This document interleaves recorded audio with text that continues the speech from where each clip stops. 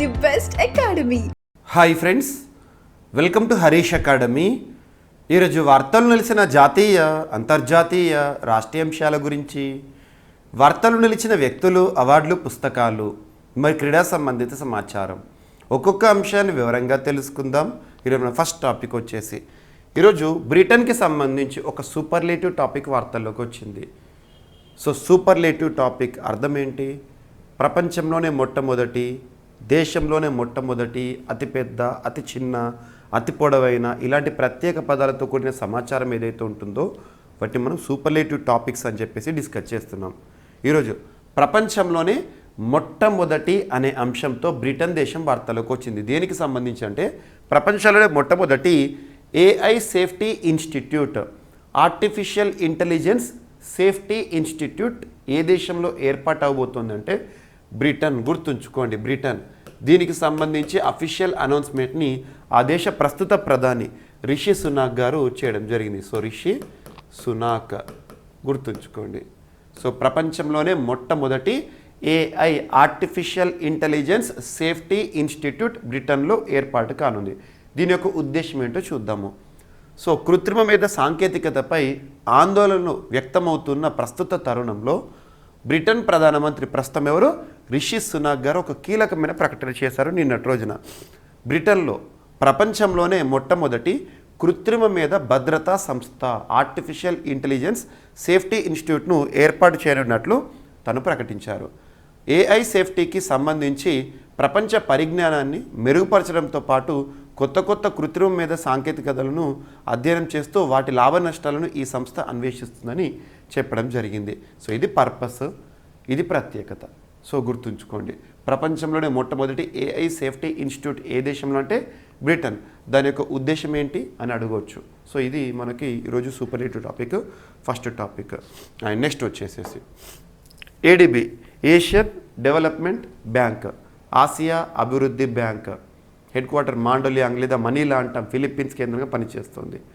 So ఈ bank భారతదేశానికి రుణ సాయం చేసింది. దేనికి సంబంధించి అంటే ముఖ్యంగా మధ్యప్రదేశ్ రాష్ట్రానికి సంబంధించి కొన్ని అభివృద్ధి కార్యక్రమాల కోసం.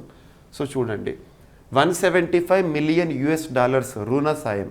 ఎందుకోసం అంటే మధ్యప్రదేశ్ రాష్ట్రంలోని రహదారులు ఏవైతే ఉంటాయో వాటిని అప్గ్రేడ్ చేయడం, వాటిని డెవలప్ చేయడంలో ఈ రుణాన్ని వినియోగించబోతున్నారు. ఇదొకటి ఇంపార్టెంట్. అండ్ ముఖ్యంగా పోటీ పరీక్ష ప్రిపేర్ అవుతున్న అభ్యర్థులు ఏడిబికి సంబంధించిన రుణాలు కానివ్వండి, వరల్డ్ బ్యాంక్కి సంబంధించిన రుణాలు కానివ్వండి, నాబార్డ్, సో నాబార్డ్కి సంబంధించిన ఆర్ఐడిఎఫ్ కానివ్వండి, రూరల్ ఇన్ఫ్రాస్ట్రక్చర్ డెవలప్మెంట్ ఫండ్ గురించి కానివ్వండి, సో ఇలాంటి వాటిపైన క్వశ్చన్స్ అడుగుతారు. సో ఎంత మొత్తము, పర్పస్ ఏంటి, ఎక్కడ, ఎవరు, ఈ పాయింట్స్ గుర్తుంచుకుంటే చాలు. అండ్ నెక్స్ట్ వచ్చేసేసి ప్రపంచ ర్యాంకులు, ముఖ్యంగా విద్యాలయాలకు సంబంధించిన ర్యాంకుల్లో టైమ్స్ హయ్యర్ ఎడ్యుకేషన్ వారు ఇటీవల విడుదల చేసిన ర్యాంకులో మన భారతదేశం నుండి IIIT హైదరాబాదు చోటు సంపాదించుకోవడం జరిగింది. సో భారత్ నుంచి టాప్ యూనివర్సిటీలు ఏంటో ఒకటి చూద్దాం. సో ప్రపంచవ్యాప్తంగా ఉన్నత విద్యా సంస్థలను పలు అంశాల వారీగా అంచనా వేసే times higher education world university rankings. So times higher education world university rankings గుర్తుంచుకోండి. వాటిని నిన్నటి రోజున, గురువారం రోజున విడుదల చేశారు. 2024 ఏడాదికి గాను ఈ ర్యాంకింగ్స్లో అమెరికా, యూకేలకు చెందిన ప్రఖ్యాత విశ్వవిద్యాలయాలు టాప్లో నిలిచి సత్తా చాటాయి. అమెరికాలోని హార్వర్డ్ యూనివర్సిటీ మరియు స్టాన్ఫోర్డ్ యూనివర్సిటీ మొదటి 2 స్థానాల్లో నిలవగా, బ్రిటన్లోని ఆక్స్ఫర్డ్ అండ్ కేంబ్రిడ్జ్ వర్సిటీలు 4, 5 ర్యాంకుల్లో నిలిచాయి. ఇంపీరియల్ కాలేజ్ లండన్ 10వ ర్యాంకులో ఉంది. ఇక భారత్ విషయానికి వస్తే మన దేశంలో టాప్ వర్సిటీగా బెంగళూరులోని ఇండియన్ ఇన్స్టిట్యూట్ ఆఫ్ సైన్స్ నిలిచింది, IISc Bengaluru. Physical sciences, engineering, computer science and life science మొత్తం 4 సబ్జెక్టులో ఈ విద్యా సంస్థ అగ్రస్థానంలో నిలిచి సత్తా చాటింది.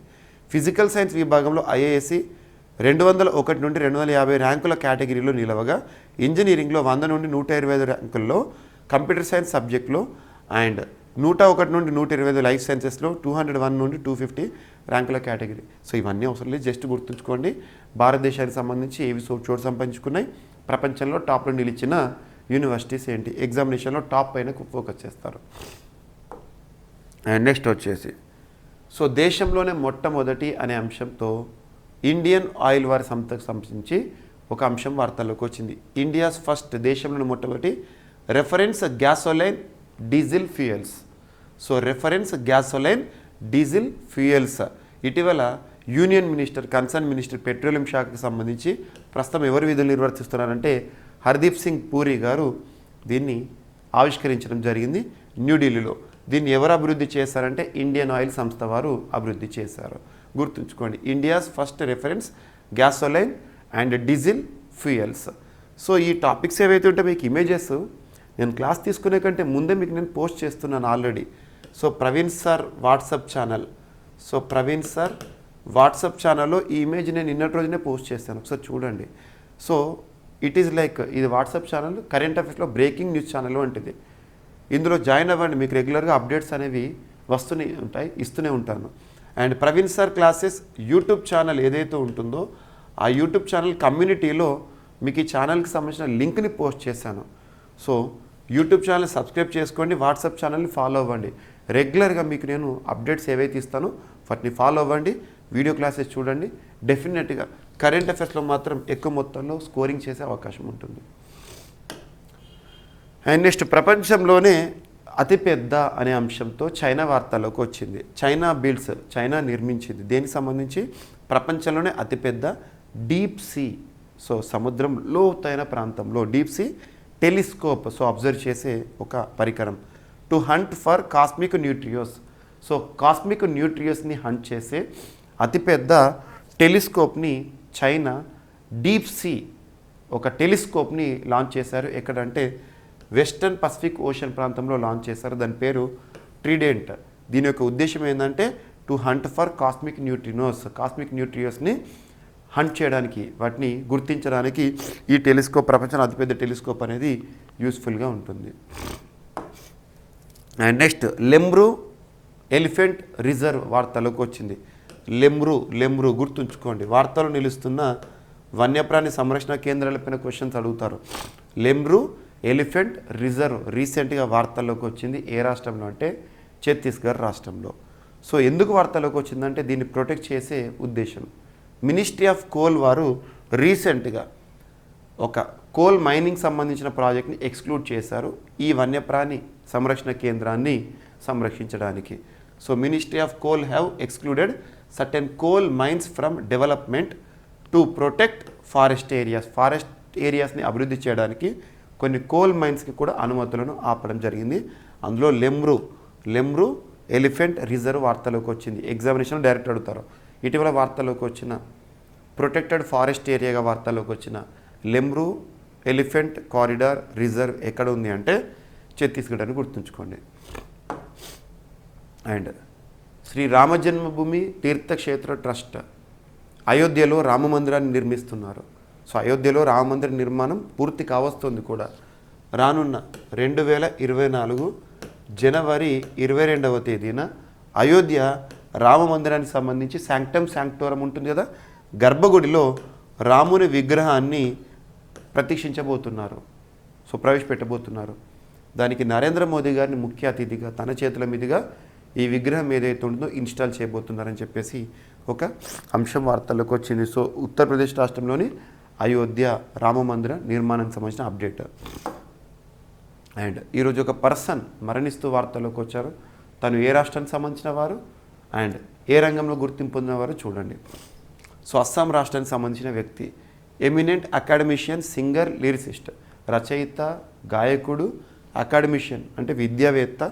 ఇటీవల మరణిస్తూ వార్తలోకి వచ్చారు. తన పేరేంటంటే బీరేంద్రనాథ్ దత్తా గారు. ఏ రాష్ట్రము?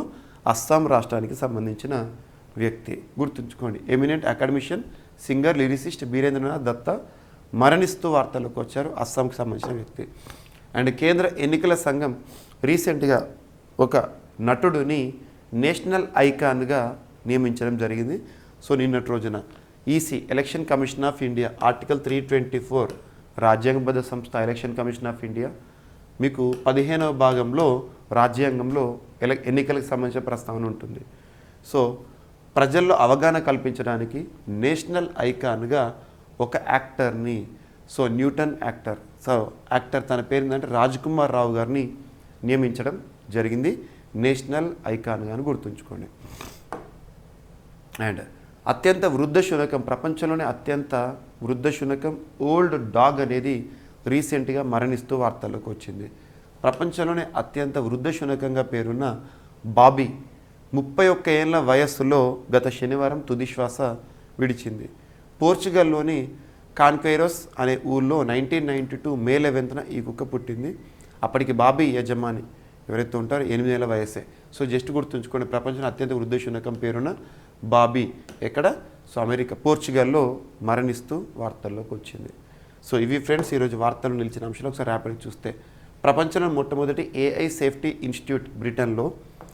And next ADB Asian development bank రుణ సాయము మధ్యప్రదేశ్లో రోడ్ల అభివృద్ధికి సంబంధించి $175 మిలియన్. అండ్ ప్రపంచ ర్యాంకుల్లో IIIT హైదరాబాద్కి చోటు అనే అంశము. అండ్ నెక్స్ట్ దేశంలోని మొట్టమొదటి reference gasoline and diesel fuels న్యూఢిల్లీలో. అండ్ ప్రపంచంలోనే అతిపెద్ద deep sea telescope China launch చేసింది Trident. And Lemru elephant reserve protected area వార్తల్లోకి వచ్చింది, ఛత్తీస్గఢ్ రాష్ట్రంలో ఉంది. అండ్ అయోధ్య రామమందిర నిర్మాణానికి సంబంధించిన ఒక అప్డేట్. అండ్ ప్రముఖ విద్యావేత్త, గాయకుడు మరియు రచయిత ఇటీవల మరణిస్తూ వార్తల్లోకి వచ్చారు అస్సాం రాష్ట్రానికి సంబంధించి బీరేంద్రనాథ్ దత్తా. అండ్ ప్రముఖ నటుడు రాజ్ కుమార్ రావు గారిని కేంద్ర ఎన్నికల సంఘం నేషనల్ ఐకాన్గా నియమించడం జరిగింది. అండ్ ప్రపంచంలో అత్యంత వృద్ధ శునకం బాబీ పోర్చుగల్లో మరణిస్తూ వార్తల్లోకి వచ్చింది. ఇవి ఫ్రెండ్స్ ఈరోజు వార్తలు నిలిచిన అంశాలు. మిస్లేనియస్ అంశాలు ఏమైనా మిగిలిపోతే రేపటి క్లాస్లో జోడించి మరొకసారి నేర్చుకుందాం. రేపు కలుద్దాం. Thank you.